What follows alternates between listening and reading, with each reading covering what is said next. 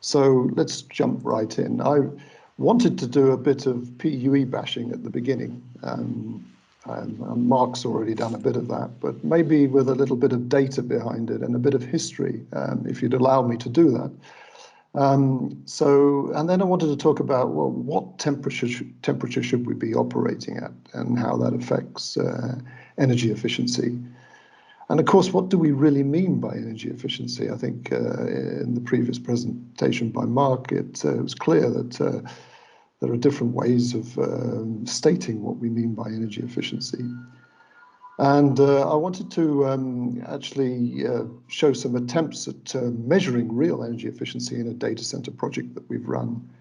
And I wanted to also focus on the fact that we've got some real challenges ahead. And I think there's the technical challenges that I wanted to point out, not just the political and other challenges associated with that. So I think we always say the green grid, but I had to do this, I hope you don't mind, but this was the original paper that was written in 2006 before the green grid on the metrics to characterize data center and IT equipment energy use, written by Malone and Belady. And you notice the company is Hewlett-Packard Company, a manufacturer of IT equipment. And this paper, if you get hold of it, was actually presented in September 2006 in Texas, the Digital Power Forum. But one of the things that's really interesting about this paper is this bit here. So power usage effectiveness, when they first introduced it, was a ratio of power. And I think what's happened now with the ISO standard, it's clear that it's actually a ratio of energy.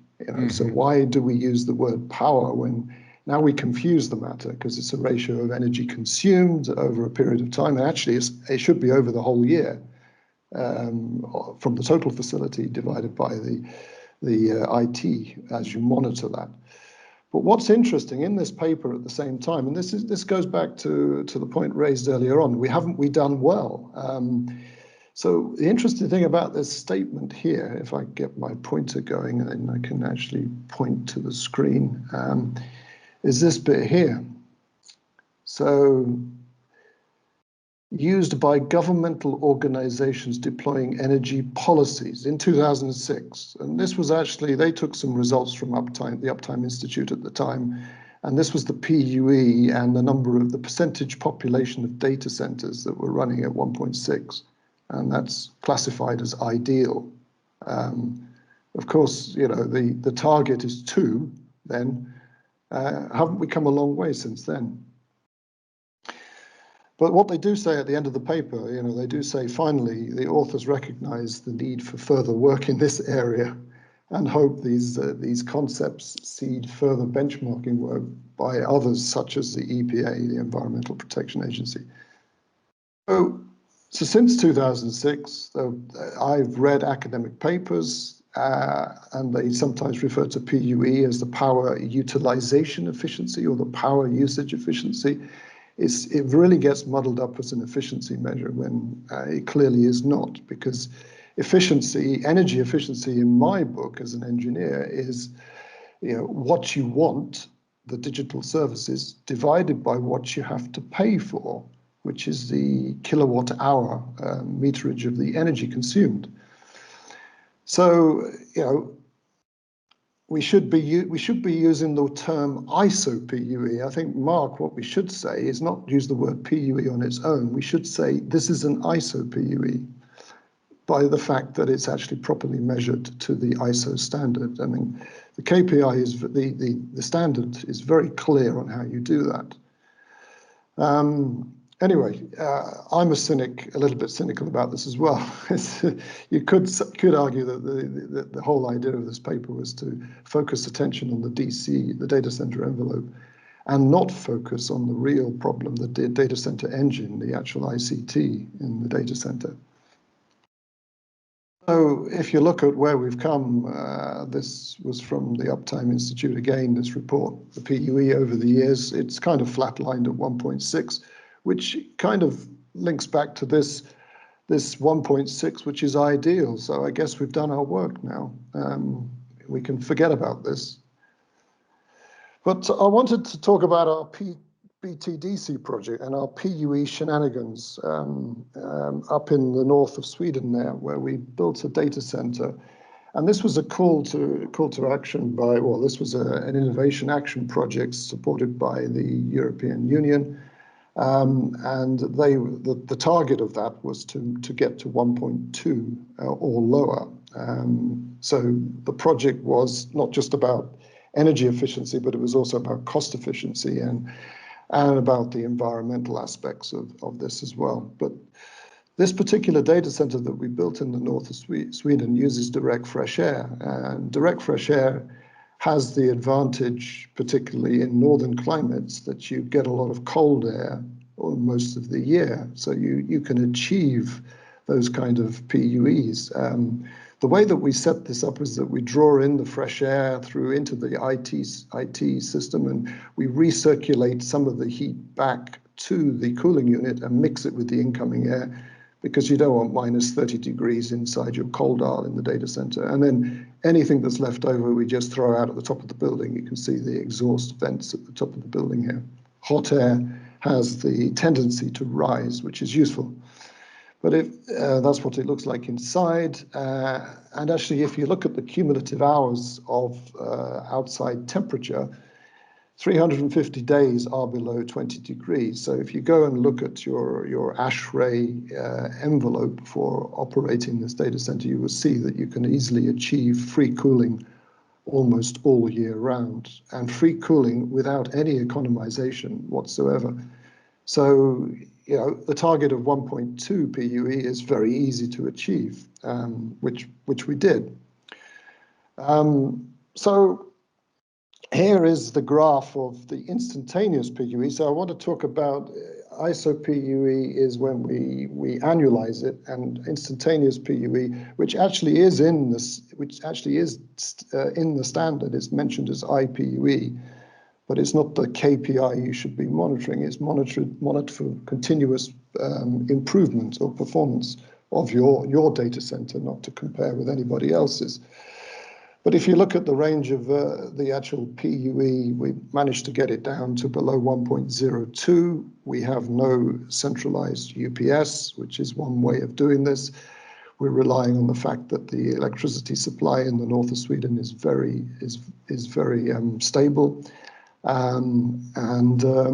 The outside temperature, here you can see the fluctuations in the outside temperature between minus 30 and the odd occasional warm day where it goes over 20 degrees. So it's very easy to achieve those kind of PUEs. And if you'd look at the ISO PUE, which is a rolling ISO PUE, so after 1 year of operation and then continuing forward until the end of the project, and this really is a measure of how much equipment is operating in the data center, or the workload it's doing. But you can see that we managed to keep the PUE down below 1.015. Great, all great stuff. But there are some interesting results to take from this, which might be useful for people looking at this talk. And that is that what we managed to do was to, as we operated the data center over the 1.5 years, we looked at the instantaneous PUE versus the temperature difference across the IT equipment. And what you can see, there is a relationship here, which is quite interesting. So the greater you get the delta T across your equipment, the lower your PUE. And don't forget, this is a direct fresh air cooled cooling system that we're using, so it may not be the case for other setups. But this was the Open Compute project, CPU-based systems. But we also ran ASICs, and we managed to get delta Ts of much higher delta Ts. So here you can see the same kind of relationship here, that the instantaneous PUE drops right down as you increase the delta T across the IT. So yeah, if it is a PUE that you're targeting for this kind of measure of the performance of your data center, then delta T is a good one to target. And that was kind of an interesting result that came out of this, but it really doesn't say anything about the energy efficiency of the whole data center. One thing you've got to be careful of with PUE is there are extreme cases as you optimize, and I wanted to draw your attention to this particular one as we went forward. So we had, this is the OCP, the Open Compute Project hardware that we were using. So now we're focusing more on this delta T across the IT. So the CPU temperatures, well, this had a very low workload on it. So we have an IT power draw of about 40 kilowatts. The CPU temperatures were at 43 centigrade with a zero Pascal pressure difference between the enclosed hot aisle and the enclosed cold aisle. What we did is we then introduced what's called our custom fan controller into the servers. So what we did is we slowed down the server fans to try and increase the delta T across the IT artificially, in a sense, or in a way that would allow us to go for this lower PUE. And it does have the desired effect. You know, but the one thing that's interesting is the actual increase in power draw by the IT as we change temperature. So we've gone from an average temperature of 43 centigrade on the CPUs to 68. The power consumption goes up by almost a kilowatt, or a good 2%. But the PUE drops. Okay, you say that's good, and then but we're running over pressurized in the cold aisle. So then you go to the cooling system and you say, well, let's adjust the cooling system so that we get a neutral pressure across the cooling system. That's good. We actually slow down the fans in the coolers, so we lose energy. We reduce the power consumption of the cooling system. We could again further increase the power consumption of the IT because the temperature's rising again, because we haven't overpressurized the cold aisle. But the PUE continues to drop. Great. Wow. So then let's go to the fact that we've got an outside temperature of lower than 20 degrees most of the year. So let's take our target inlet temperature from 22 to 15 degrees while maintaining a CPU temperature of 72. And you can see by doing that, you can reduce again by providing more cold air into the data center and targeting that temperature, we can drop the PUE even further. The interesting thing is that this is the total power consumption after we've made all those changes, 42 kilowatts. This was the total power consumption before we did all those changes, 41 kilowatts. So we've improved the PUE, instantaneous PUE, by 1.38%, but we've increased our power consumption by 2.4%. So now you can see why I think the writing's on the wall is that if you're optimizing your data center so heavily to a target PUE, that you are going to see these kind of scenarios, and this is not the way that PUE is designed to be used. So it begs the question: what temperature should we really operate our IT equipment at in order to be, or let's say in an air-cooled data center, what should be the temperature that we require the CPUs to be at in order to be efficient? I think one thing that's interesting here with these graphs, I'm sorry that these look a bit busy. So what we've done is we've put our OCP equipment into a wind tunnel, a very controlled environment. And with the controlled environment, we can measure the power draw of the IT equipment. We can measure the pressure drop across the IT equipment, which is in this working section here. And we can measure the leakages. We have a way of measuring the relative leakage from the IT equipment. And we also have a way of measuring the fan power.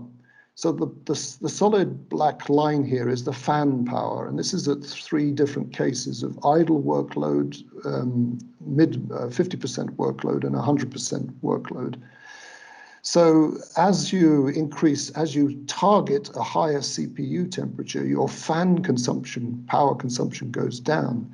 But as you do that, as your CPUs increase in temperature, your leakages, your relative leakages, the energy that is not being used to generate the workload is increasing. So when you put this all together, you get actually a sweet spot of operation. So there's a lowest power consumption of operation at a particular temperature. But that depends on the workload. If you're doing 100% workload, then that can be around 60 degrees centigrade, and 50 degrees centigrade, say 55 for 50% workload. And you can also see that power consumption does depend on the ability to meet the target inlet temperature. So if we went for 16 degrees as the inlet temperature, we see that the total power consumption of this particular data center dropped as we decrease the temperature. So it begs the question, should we be challenging the ASHRAE guidelines? I know we operated at a higher temperature in order to reduce the overhead from our cooling system, but if you can, in a colder climate, or if your situation is such that you can use colder air, then you will see a decrease in power consumption. And this is we ran 2 test campaigns here where we were targeting. So this is the workload. We ran a test campaign with a workload over 120 hours. So this is measuring in hours, and you can see as the workload changed, this is with factory control of the OCP equipment. As you change the workload, you can see that the temperature of the CPU changes. And then when we put our fan control algorithm on and targeted 70 degrees centigrade for the CPU, you can see that it stays pretty stable at 70, irrespective of how much IT work, the servers have to do. So, should we be running our data centers with a fixed temperature? Could that improve reliability? That's a big question, I think, because if you're not thermally stressing the microelectronics, then you could be in a situation where you could increase the longevity or the reuse capability of the IT later on, which is a good angle from a sustainability point of view, particularly as now Moore's law is heavily challenged, and a lot of these servers do have a longer lifetime than the planned 3 years that we've been talking about in the past. But what does it really mean by data centers efficiency? And I wanted to bring your attention to the work of Rolf Landau. If you really take the pure form of energy efficiency, you measure the amount of energy coming in by the electrical stream, and you measure the waste heat going out, but you can actually measure the amount of energy that's consumed by the actual data processing. So this is the energy value of the data processing. And based on these calculations from Rolf Landau, which is now 50 years old, he did this work in 1961, where he was looking at the irreversibility in heat generation in the computing process, you will find that today, the best efficiency we have today in this term is 0.03%. That is a terrible energy efficiency. So the overhead, the headroom that we have for improvement is huge. You compare that to an aero engine, which is 80% efficient. You can't get any more out of it. If you want motion from your aircraft, it consumes an amount of fuel, and that's converted into motion. So you measure that as an energy efficiency. What you want is the motion. What you have to pay for is the fuel. In this case, this is a poor, but this is probably not the right way to go, because the value of digital services is not in the energy value of the data stream, of the binary digits coming from the IT equipment. It's actually in the service that's wrapped around that and how we digest those binary digits. So that's the very difficult part of actually measuring energy efficiency. So within this BTDC project, we tried to address this problem with an IT efficiency metric. And we looked at we were running synthetic workloads. We were running different distributions. We ran on the left side of the data center, then the right side of the data center. Then we distributed the workload over different parts of the data center. which is the A, B, and C and D here, but we're running at different percentage utilizations. So we could measure from the synthetic workload the average operations per second and how that changed with this IT efficiency metric. Now, operations per second per server per kilowatt, I think there's a problem with this kind of metric, and this may be where Mark pointed a couple of metrics out where he used watts. And I wanted to bring this to your attention with this particular slide here. So if we measure operations per second per kilowatt, that is actually the same as operations per kilowatt hour, because a watt is a joule per second, it's energy per second. So what's this business about time then? You know, if you talk about operations per kilowatt hour, if you buy ASIC machines today, it's the number of terahashes you can get for a joule of energy. In this case, I've used kilowatt hours, but let's use the car analogy. So if I have to travel from A to B, you will say, well, how long do I want that journey to take? And if I run at the sweet spot of the engine going from A to B, then I will use the minimum amount of fuel. We don't have that in data centers. When you ask a core or a part of the CPU or the GPU to do some workload, it runs at full speed, okay? And so if we could, if the time it takes to perform the operation is important, then you do it as fast as possible. So everything we do today in data centers, we do in the IT equipment, we do as fast as we possibly can.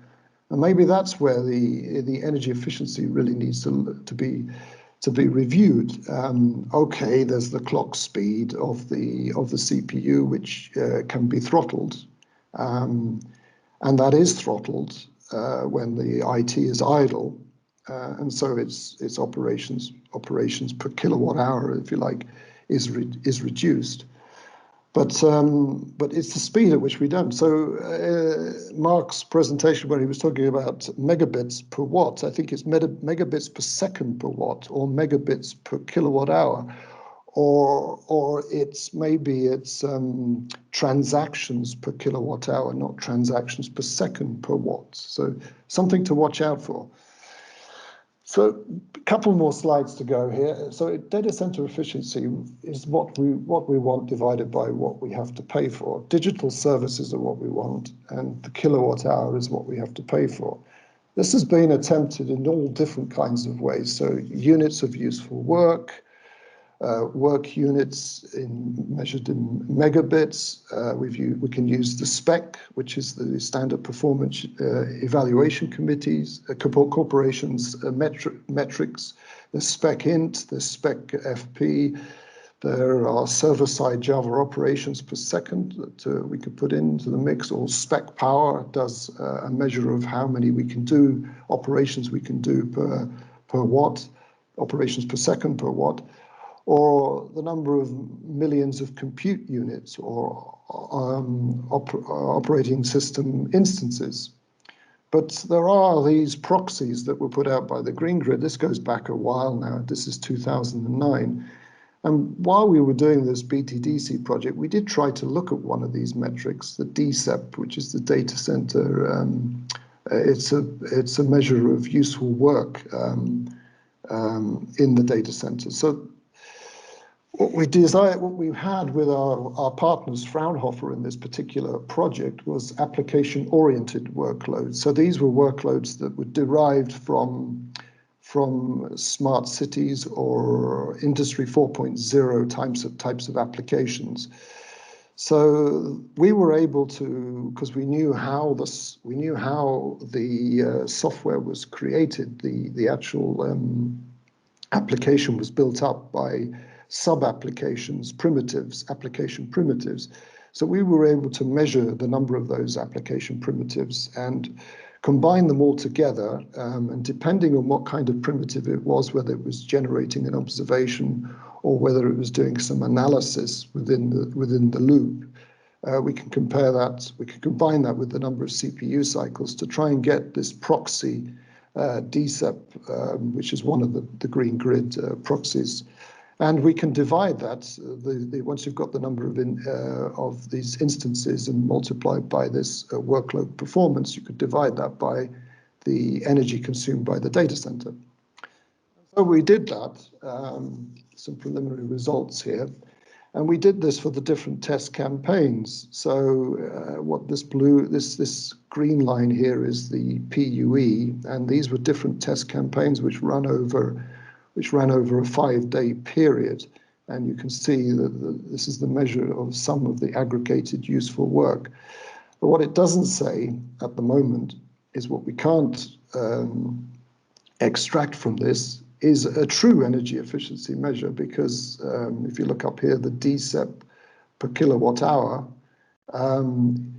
this was doing the same kind of work each time, but there were obviously operational aspects like temperature or availability of all the services to run these workloads that were interfering with this metric. So it's actually very difficult to implement this kind of metric. It's not easy at all. Last but not least, I wanted to draw your attention to the fact that heat fluxes in data centers are going up. So if you look here, this was a graph that was put out quite a few years ago, 2011. We started technology, the processing unit technology started off with being water cooled in the early 60s here, and on bipolar technology, the heat fluxes, this is the watts per square centimeter over here, increased to the point where we started using water cooling again. And then suddenly CMOS came around, and overnight the heat fluxes dropped, and everybody said, yes, we can now cool our data centers using air again, really.